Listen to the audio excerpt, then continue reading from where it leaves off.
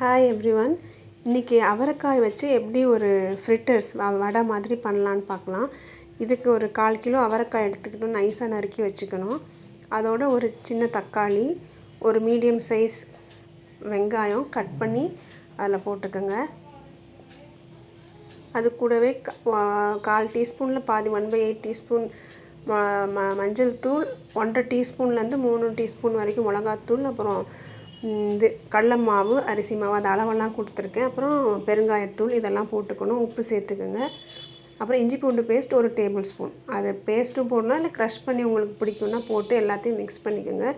இதில் காரம் நீங்கள் வேணும்னா கூட்டிக்கலாம் உங்களோட காரத்துக்கு தகுந்த மாதிரி. இந்த 1.5 டீஸ்பூன் சில்லி போட்டால் காரம் கம்மியாக தான் இருக்கும். இது கூட 2 டேபிள் ஸ்பூன் தண்ணி சேர்த்துக்கோங்க.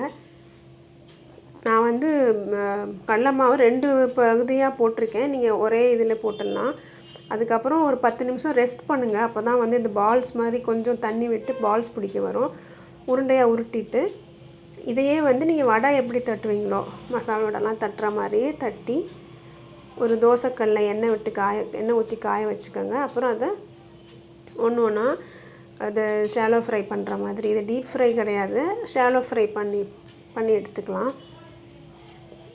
இப்படி எண்ணெயில் போட்டுட்டு 2 பக்கமும் நல்லா வேகிற அளவுக்கு மிதமான தீயில் வச்சு 2 சைடும் நல்லா திருப்பி போட்டு வேக வச்சு எடுத்துக்கோங்க. இந்த ஸ்நாக் ரொம்ப டேஸ்டியாக இருந்தது. நாங்கள் ட்ரை பண்ணோம். ஏன்னா அவரைக்காய் பொதுவாக எல்லாருக்கும் பிடிக்கிறதில்ல.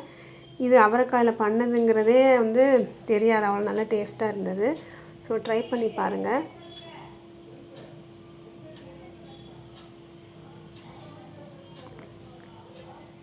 அவரைக்காயை எப்படி குழந்தைங்களுக்கெல்லாம் கொடுக்குறதுங்கிற முயற்சியில் தான் இது ட்ரை பண்ணது. தேங்க்யூ.